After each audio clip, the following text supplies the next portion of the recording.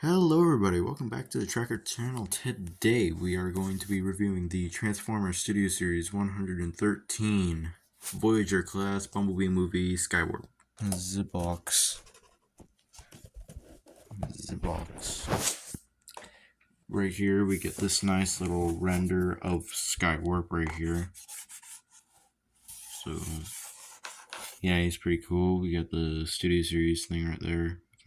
113 Transformers along the side. You got your little Hasbro logo there and whatnot. Switching over to this side, we get a close-up on Skywarp's face, and he's still looking gorgeous. This is a Voyager class figure, Studio Series along the side there. Big ol' 113. Moving on to the back, we got some product shots for the figure, and then the vehicle mode right here. Then he does, as with all Studio Series, they come with this backdrop here. 29 steps. This is Cybertron Falls. And a small little description reading, Skywarp and the Seekers fire at the launch pad to prevent the Autobots from escaping Cybertron, as he does in the film. Moving on to this side, we get a secondary look at Skywarp with all of his purple glory. On top, we get the Bumblebee logo, and on the bottom, it's just legal stuff, whatnot. Now, we're going to take a look at Skywarp himself. Looking at the figure, and you can immediately notice something missing off of mine. He's supposed to come with 2 of those. I lost one of mine, so I'm going to have to look for it. But do with that what you can. Moving on to the face sculpt. It is sculpted really nicely in this black plastic with some gray paint over it. He does have eyes, but they're like really obscure.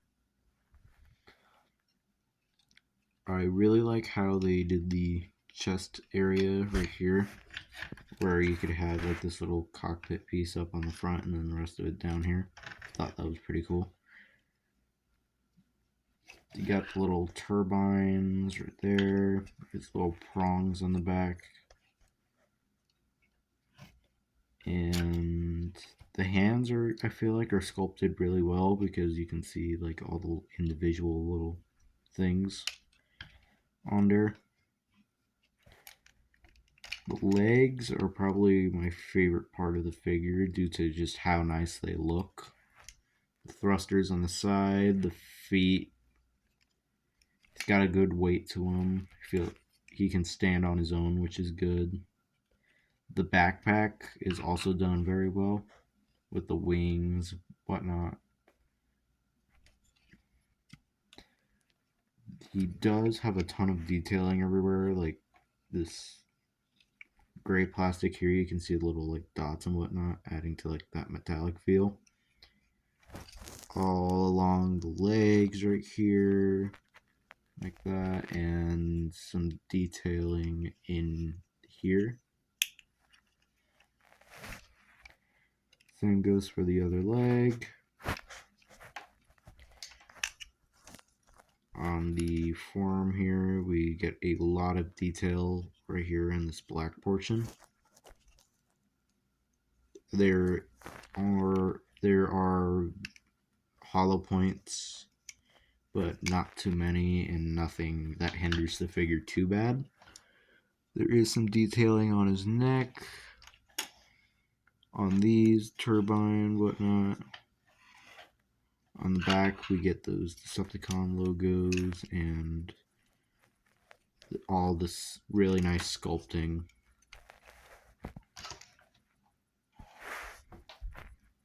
So overall, a really good looking figure. But to see what his arsenal looks like, we're going to look at his accessories. The only accessory he came with are this gun right here. Now it is in a nice plastic. I like how they made this hilt piece right here sort of match the forearm. Yep. I feel like it's done very nicely in terms of detailing because you got like all your little details and whatnot. It does look very accurate to the film, so that's another plus. Yep. Then, as previously mentioned, he came with two of these and they pop off. But I lost one of mine, so pretty much for reference, it's just two of these with some really nice detailing on here. Not a lot of detailing on the inside, but still enough detail to consider it very good. How to attach the gun, you're going to want to take this little thing right here, and then it just slides right on top of his hand, so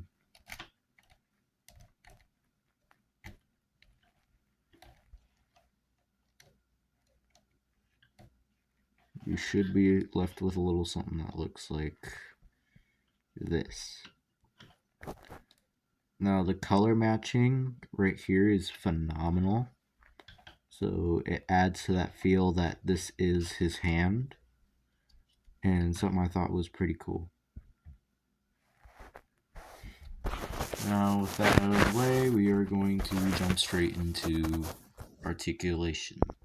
Starting off with our articulation, the head is on a ball joint, so we can look left, right. He can look up, but it sometimes pops out of socket. He cannot look down very far, so we can look down about that far. His head can turn all the way around, but sometimes when you try to lift the head up, you can bring this cockpit piece up there. The arms can swing out, they can swing back in, forwards, backwards. There is a arm rotation right there.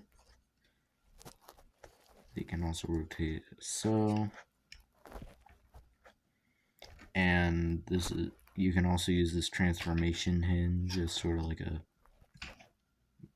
grabbing sort of pose there. But it does look a little weird.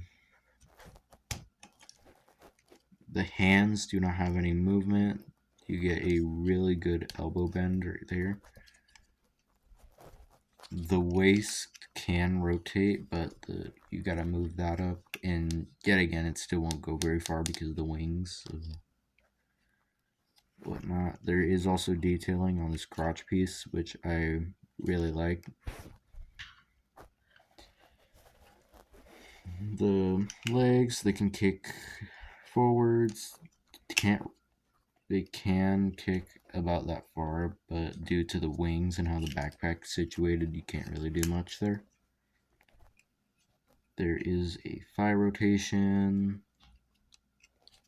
The leg can kick out pretty far.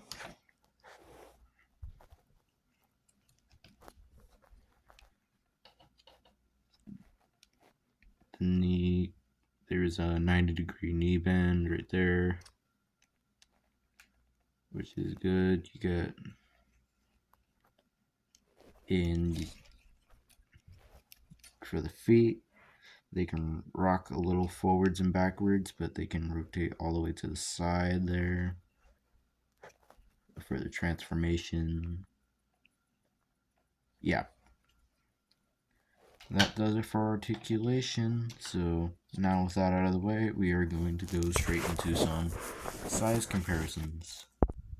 Starting off our size comparisons, here we got the Transformers Studio Series 70 Buzzworthy Bumblebee B127.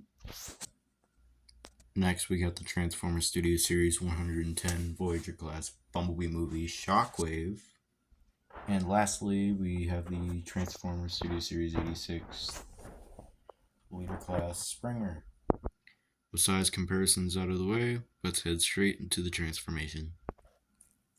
To start off the transformation, you are first going to want to remove the gun and straighten out everything because it helps a lot in transforming this guy. Then you're going to want to take these two pieces and push them in. They should click. That's how you know they're in place. Your next step, you're going to want to take these wing pieces. We're just going to do it on this one. Just take this and fold it down to where it looks like this. As always, you do the same on the other side. Then you are going to want to take the hands and push them, and they should just go right in there. Our next step, we are going to want to take the feet and open these compartments on both sides. Then take your attention to this side and fold this piece outwards. Fold that piece outwards. Then you're going to want to take the feet, push them up in there. Then you're going to want to bring these out and they'll tab into the thighs. They should just go up and slide right in. Then you're going to want to take the entire leg, rotate it 90 or so degrees, and then making sure that piece is out of the way, you want to connect the feet. There's a connection on those upper base pieces, so when connected it should look something like this. Then you're going to want to take these and fold them down, and they should just go right into those cracks right there. Then what you're going to want to do, you want to take this headpiece and rotate it. You just want to push it all the way back as far as it will go. Then take the prongs and just fold it in half there, leaving you with a little something that looks like this. Then you can start to see the vehicle mode take form. Take the nose cone, tab it in as it should snap, meaning it made the connection. Okay. Yep. Then you're gonna want to come back here and fold this up, and then using your other finger, you can just push it in, but not just, it should just go right in there. Apologies. So we got a little something like this. Now we're going to want to focus on these two, fold them, make sure they connect, and rotate it downwards. Then you are going to want to rotate the arms to where they're pointing to where it looks like this. Then fold the arms like that. Then you're going to want to bring this entire section here. Rotate this, and then fold it like this to where it adjusts like this, and then the arm should just go right down in there. As always, you do the same to the other side. Fold this, rotate that,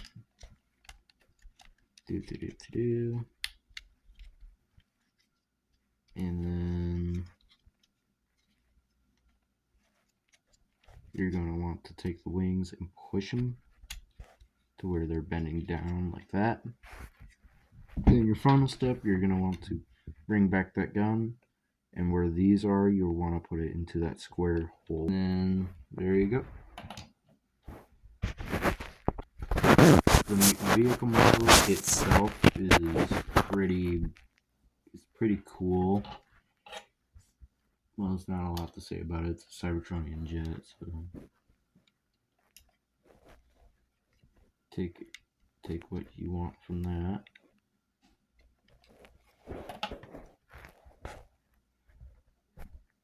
Fun. Now, with the transformation out of the way, we are going to go straight into the final thoughts of the figure.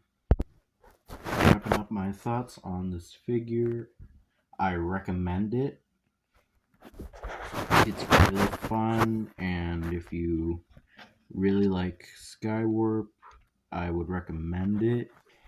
Thank you everybody so much for watching. If you haven't already, consider liking and subscribing. I would appreciate it. It only takes like a second and it helps a lot.